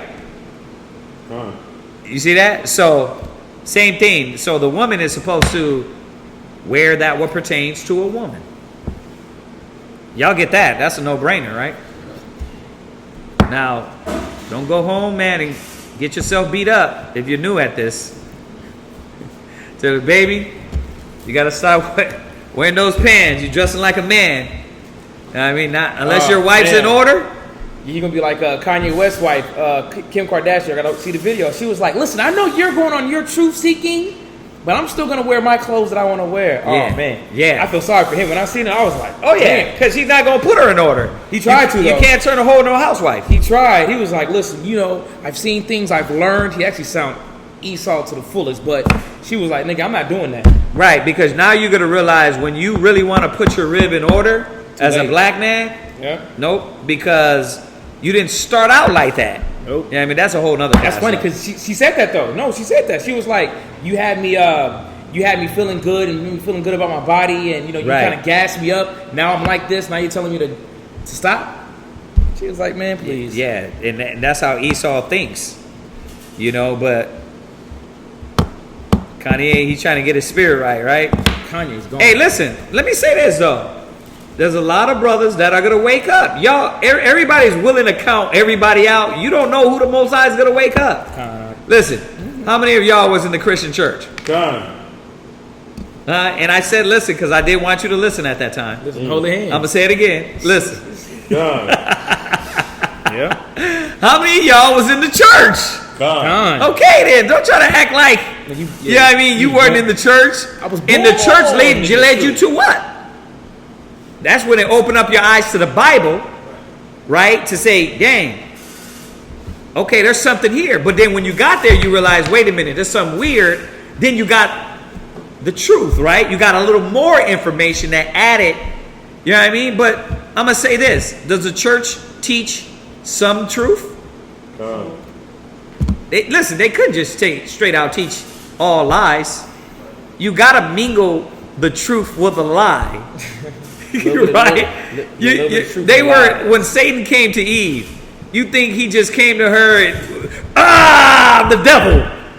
No, it said he came to her as an angel of light, right? Done. Okay, so don't be naive, man. That, listen, they teach have faith.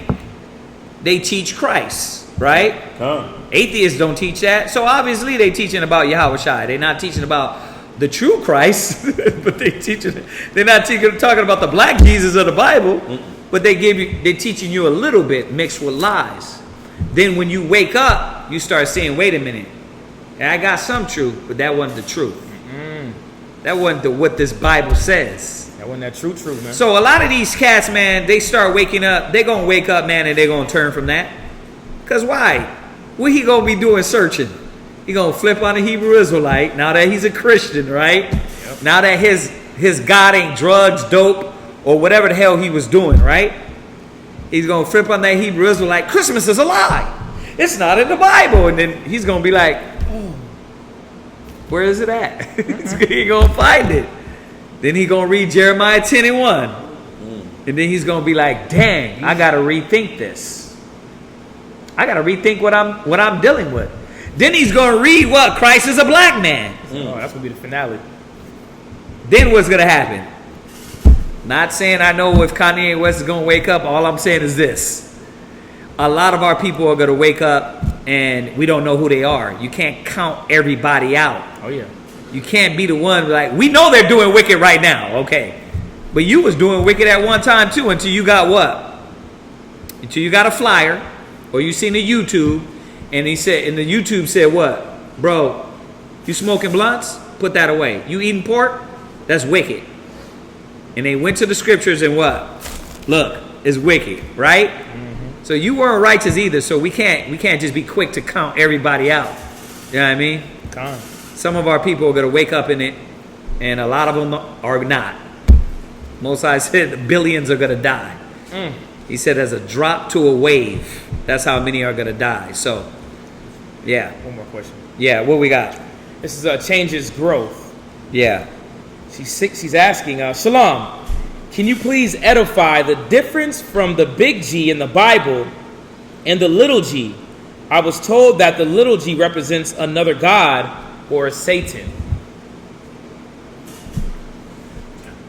I'm going to say this nicely. That is incorrect, sister. When you read in the Bible, the word God, if you got a Hebrew Bible, it's better to read it that way. When we get into this language thing, you got to speak the original language. So you got to get you, if you got Apple, there's an app that I use that I love. It's called eSword. You can download different Bibles in there, and then you can download a Hebrew Bible, or you can download the Hebrew translating Bible. You click on it, it'll tell you what that translated word is. Okay? The word God in Hebrew is Elohim or Allah. Elohim is plural, Allah is singular. Okay? So when you refer to the Elohim, it means gods, powers, magistrate, judges. Anybody can look this up. If you got a computer, Blue Letter Bible, it breaks down the Hebrew words and it tells you what that word means in Hebrew. God just represent gods, or God sometimes talks about the angels, like when it says in Genesis, in the beginning God created the heaven and earth. Well, when you look at that word in Hebrew, it says Alahayim, plural, meaning powers created the heaven and earth. And that is in accordance with the Bible, because the Bible says that Christ and the angels created the heaven and earth. Okay? Now I'm giving y'all the Reader's Digest version really quick without going through all of it, because we've been through this 100 times, and for y'all new, we can go over it again, all right? But I'm just going through it quick. So the word God means, translated that word, it means, back to Hebrew, it means powers. Okay? It's an English word. So when we want to get into language, let's not talk about English then. Let's talk about what the Hebrew Bible says. That Hebrew Bible don't say devil. What did he say? Satan. Satan. That's not. No. The word that they use and translate it from English is the word God. To identify, it could be talking about the Most High. It could be talking about the angels. So, no. Whoever told you that don't know. Sorry to say it this way, what the hell they're talking about. I know where you got it from. Y'all got to stick to one teachers, you know what I mean? One school, because you got too many young brothers opening up the Bible and wanting to teach and don't even know what the heck they're saying. I've heard that. We've heard that before. That's not what the translated English word from the Bible means. Okay?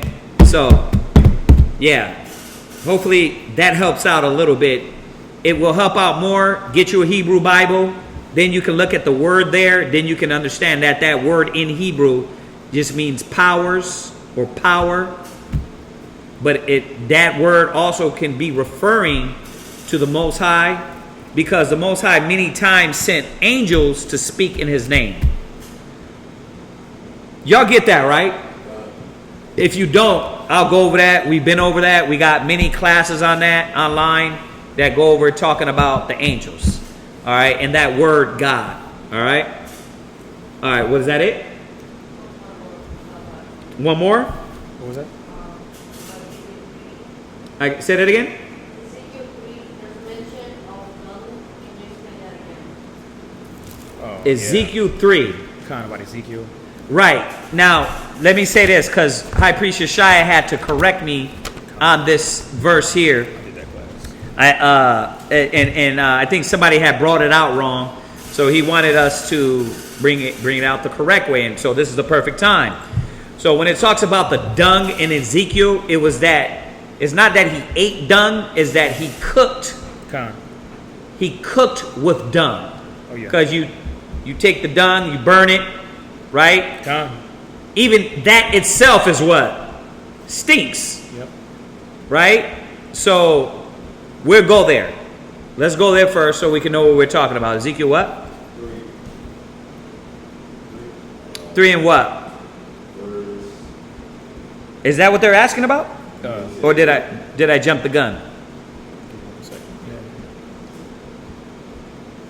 They said the dung? Okay, all right. Are you looking in the chat? Yeah. It is about the dung? He said Ezekiel. Hey, give me the exact verse that you want, Mustafa, because it's actually in Ezekiel 4. But Well, he didn't. Y'all got to say the question that he's saying. I'm not looking at it. It said, Huh? no, he said you hit this before in Ezekiel 3. There's a mention of dung. Can you explain that again? The water. Ezekiel what? Ezekiel 3. 3 and what? He just gave it the chapter, no verse. Tell us the chapter and the verse, Mustafa.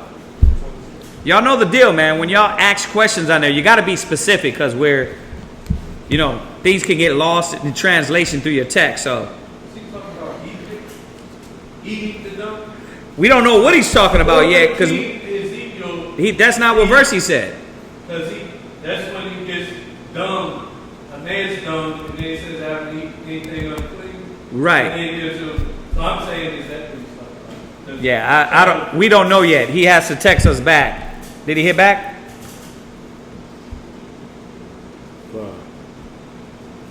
Wow. What verse are you talking about, Mustafa?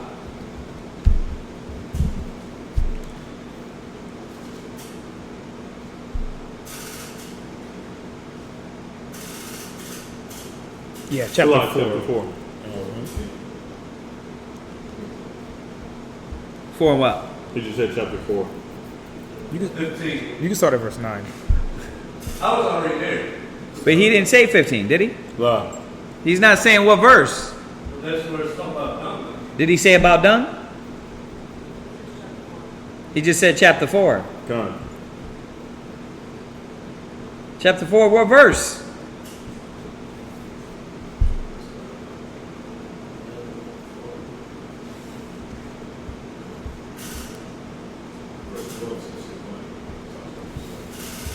So, anything else while we're waiting? He said verse 12. Verse 12? Yeah. Okay, go ahead and read that. Verse 12. Uh-huh. And thou shalt eat it as barley cakes, and thou shalt bake it with dung. Right, you shall bake it with dung. So what he was doing is what is it called? The Ether. The Or- ether.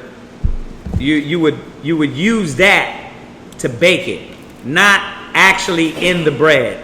So he didn't eat dung cakes, but still, the stinky part is that you're still cooking it with that ether. Actually, ethanol. My bad. Ethanol, right. There you go. There's a picture of it, sis, where they have individuals that's actually doing it. Yeah. You can put that up there for them. Yeah. So you would bake it with it. Yeah. So that's what he was doing. Yeah, you stack it. That's his question, right? That was it? Yeah. It wasn't that he was eating the dung, it was that he was gonna bake it with dung. Alright? And you would use the ethanol to do that, and it would Yeah. you would cook it that way. And then because whenever if you want to come about a man. Yeah. Read that again. And thou shalt eat it as barley cakes, Uh-huh. and thou shalt bake it with dung. Come on. That cometh out of a man in their sight. See, usually they did it with cow. Right. They did it with the cow feces. But this was a more disgusting, a more of a demeaning. Now you got to pick up men's poop so Yeah. that all can see and stack that rather than get the cow. I mean, this is what the prophets did. Yeah. So when you come into the truth and you think, bro, this ain't the truth, I don't Right. have to go through this. Ezekiel had to eat bread made with cow dung. Right? At first, the Most High was like, man's dung. Con. Think about that. But He was like, nah, you it can go was ahead and do the cow. humility. Con. And these are the embarrassing things Yeah. that the prophets did have to go through. Yeah. Yeah. There's actually a class. There's a class on embarrassing things of the prophets. Right. We went through that. Yeah. So yeah, that's what it's talking about, Mustafa. All right. We got anything else on there? It's that heat. I mean, I like classes. It edifies different points. Yeah. You know what I mean? Y'all, if y'all writing it down, y'all able to get sharper on just different questions that come up. So, was there something else? Oh, yeah. What you just read kind of proves that no unclean food would be made clean. Because there's punishment. He told them to eat man's dung. But they said, I've never eaten anything unclean. Right. He said that you can eat cow's dung. Right. But It's still dirt. punishment, Right. he's going to change anything. Right, but you know he wasn't saying actually eat it. He was saying cook with it. Okay, go ahead. Cook it, but I mean, It's still nasty. yeah, and it's punishment. So if I'm not going to make you eat it as punishment, Right. why would I just later on change it up and say, well, you can eat anything you want? Listen, when they say when you when you get the sin of things, it's like particles. Yeah, the air particles come. It's like air particles to get that sin. So that's still nasty as hell. So, but yeah, that's what the Most High is not playing. Listen, who did he have lay naked on his what is Isaiah? It was Isaiah naked, right? He had to walk around naked. You know what I mean? Listen, for 3 years. For 3 years. So that you got to think about that, man. The Most High, he'll humiliate you, but he did that for the sake of showing what Israel was. Oh, yeah. That how low we went. You know, what do you think he's got our women out here doing? Yep. That's not hot. He got your women doing that to show you how humiliating it is to be amongst this nation and to be without the Most High. So he's done many things like that to break us down and to remind the men of Israel, the nation of Israel, what we're doing and what we are. Yeah. All right. Anything else? Nothing else online? Okay. All right. Y'all know the deal. We'll be back here Tomorrow. because today is Thursday. Days be going. We'll be back here tomorrow for the Shabbat, 7 o'clock. So if there's one more? Yeah. Okay. All right. One more. Go ahead. It says, my son asked,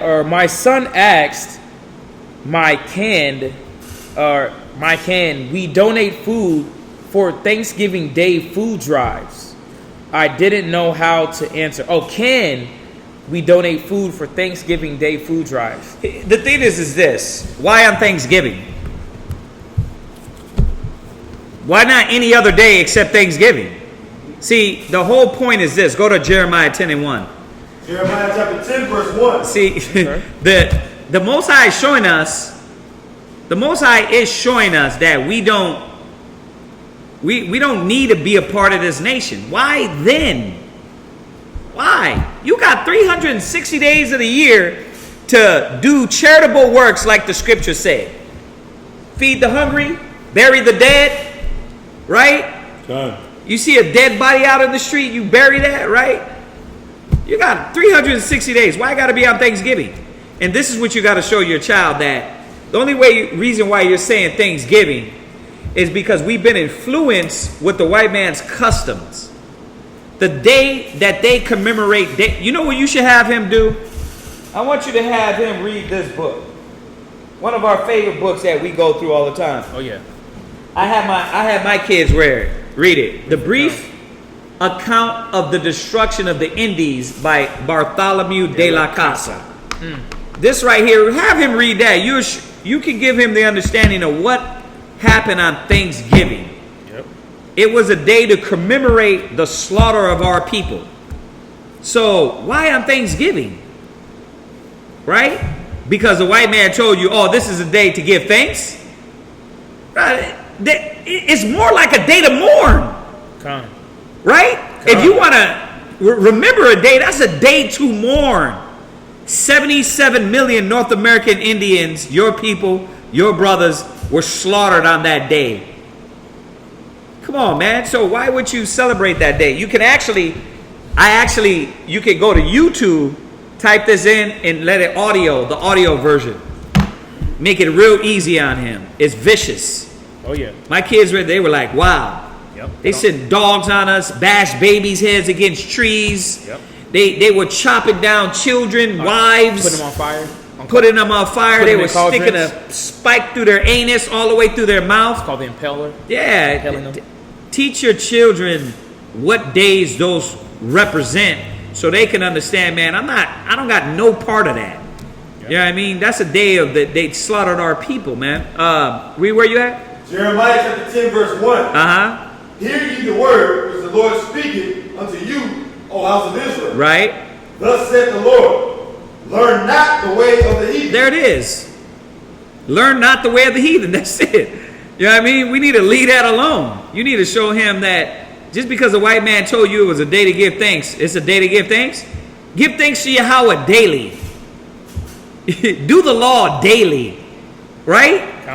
It's not just one day a week. Mother's Day. Honor thy mother and father, period. It ain't just one day out of the year. You know what, Mom? You know what I mean? It's the day the white man said to acknowledge you. Yahweh said acknowledge you daily. You can't be nice to her just because America said. Man, the American ideology sickens me. Because they really think that we got to believe in what they say and what they put forth and what their rules are. Their rules are garbage. Their ideals are garbage. Their belief system is garbage. And they don't even believe it. Right. It's all about money because they don't give a damn about no Mother's Day. It's about money. You know what I mean? If they care really about these days, they would give you the day off. Yep. You know what the day's set up for? Bring more revenue into their corporations. Christmas, Black Friday, right? Yep. All these things coming up. You know what I mean? Then you got niggas with all the rappers want to get one turkey and start handing it out in the hood. Right? It's like, this is the day, man, when I'm good. Bruh, you should have been doing that. You should have been giving out turkeys and going back to the hood and building up schools. And it ain't just on Thanksgiving. The white man doesn't have the right to tell us what day to thank the Most High. He don't have that power. What? Nah, you took it out of my head, because I know back in Houston, these cats be dope dealers, and they go back to the hood, and they change Right. and they sold a bunch of drugs and pass out turkeys or do a toy drive, and all the other 363 acres that you be selling dope to the people. That you give the turkey to. Big dummy. The same ones you make crackheads and dope heads. Right. You gonna give it out. Pookie over there waiting for the turkey. Make sure y'all got that ready next week. Go to Psalm 75:1. Yeah, Esau, man, they be trying to use that sympathy and that old, like, if you ain't doing it, something wrong with you. Bro, he is a manipulative monster. Because they come with this fake sympathy, man. Oh, yeah. That's why I hate Esau. It's reverse psychology. Their little smug smile, their little smug, like we smile. care about you, when they don't give a damn about our people, man. Nah. They listen, they don't care about their people. Bring it up. Let's be real. Every time I pass over there, man, by my house, man, that one guy, he has his military boots on and his thing in front of him begging for money. I'm like, damn, your own people didn't care. You think in the kingdom we gonna have broke brothers begging for food? We're running the world. You think that's gonna happen? Nah, man.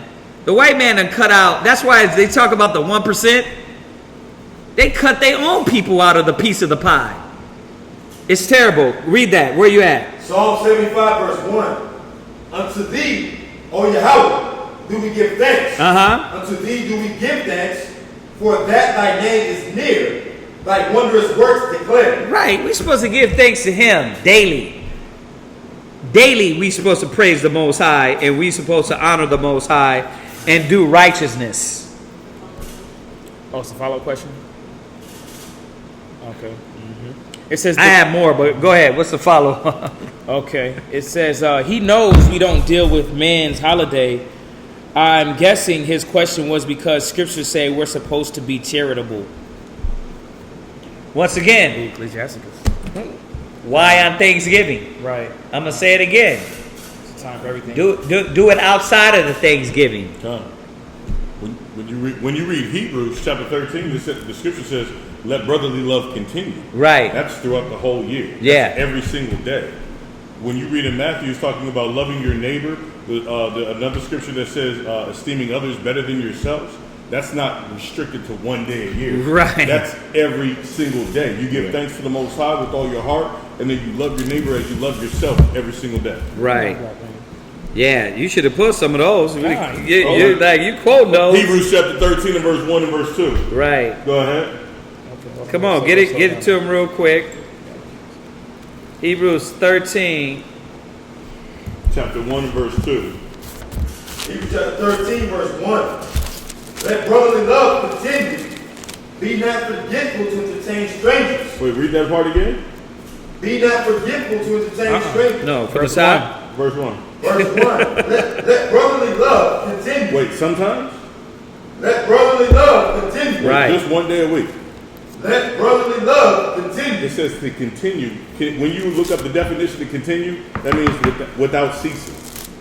That means in the middle of the night, late night, early morning. Right. Let that brotherly love. The same way if you get hungry, you go downstairs and fix yourself something to eat because you're starving.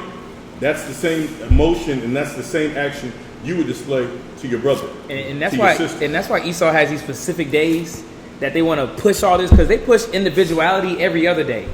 But then on this day we all gonna come together, so it seems right. No. brotherly love should continue all the day long. Done. Yeah, they trying to bamboozle us, man. Thanksgiving. Galatians 6 and 2. Ugh. I'm gonna kill him right now. Okay. I'll be mine. Ugh. That's my scripture. Galatians chapter 2, verse 2. Go ahead. Yeah. Bear ye one another's burdens. So that's not just talking about one day a week. We're burdened every single day, every hour of the day. That told me. So what are we supposed to do? Bear ye one another's burdens. We're supposed to bear each other's burdens continually. Yeah, daily, man. Daily. You know, and that's another thing. The scripture says, abstain from all appearance of evil. And on Yeah. that day, well, that was nothing Yeah. but murder, death, kill. Yeah. You don't want nothing to do with that day. Do it right now. Right. Y'all set it up. Y'all do that now. Yep. You know what I mean? Do it before and after. Yeah, do it before and after. Y'all get the point. Let me just drop this one. Tobit 4 verse 5. Tobit 4 verse 5.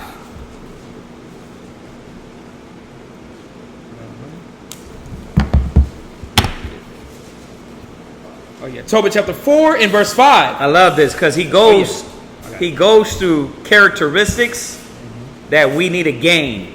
And he tells him how to live righteously and be right. Go ahead. Tobit 4 and 5. My son. Go ahead. Be mindful of the Lord, our power, all thy days. Right. And let not thy will be set to sin. Right. See, this is what we supposed to be doing. All his days, we supposed to be trying to get better and better, striving for perfection. No doubt. Go ahead. Or to transgress his commandments. Do uprightly all thy life. Right. long. You see that? That's what we taught our kids. Now, oh, you know what? One day, that's that American, I want to make money off you mind state, man. Right. Don't let your kids be fooled or bamboozled by that. That's all that is. And that's why we're going hard on this one. One, because we got new brothers in class. But two, you gotta see that that's a deceptiveness to try to win over you to follow this custom. Right? No, if somebody ran on your house on December 25th and shot your child in the face, what you gonna do on that day? You gonna represent happiness? It's gonna be joy. Oh yeah, December 25th. Let it come around every year. Let's celebrate. Remember when he got shot in the face? See how his face blown to pieces? Like, that's how the white man. That's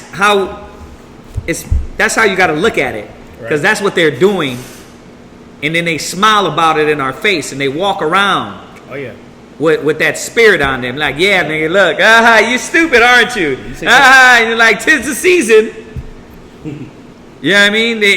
Oh, you gonna eat turnip greens? Yeah, you gotta have. Oh, I don't celebrate that. I look him right in the face. I don't celebrate that. Oh, really? She asked me at the bank. She said, you don't? I said, no, I'm free. She said, you free? I said, yeah, I'm free from all that. You know what I mean? I don't celebrate those things. You know what I mean? They look at you like, what? Yeah, I'm free. I'm not American. Then she looked at me. She was like, well, you're here. Oh yeah, but my ancestors was here as slaves. I had the bank ladies. They were like, this nigga's crazy. I was like, yeah, because they tried to get you to feel bad because you're not going by their customs. You know what I mean? Like, I don't care about their customs. And I smiled at them too. Yeah, I don't do that. I'm not dumb anymore.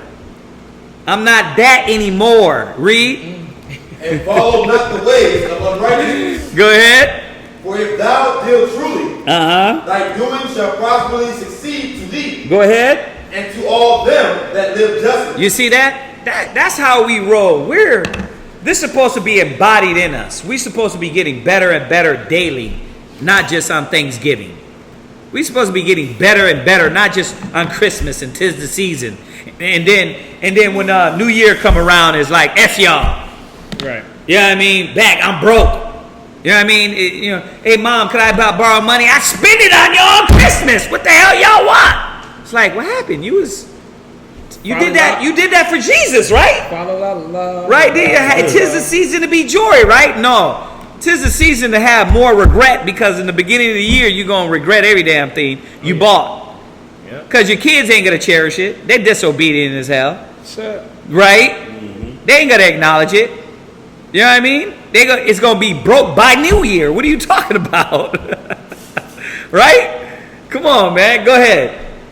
Verse 7. Uh-huh. Give alms of thy substance, and when thou givest alms, let not thine eye be envious. That was every time we had. This is how the Hebrew man thinks, the Hebrew woman.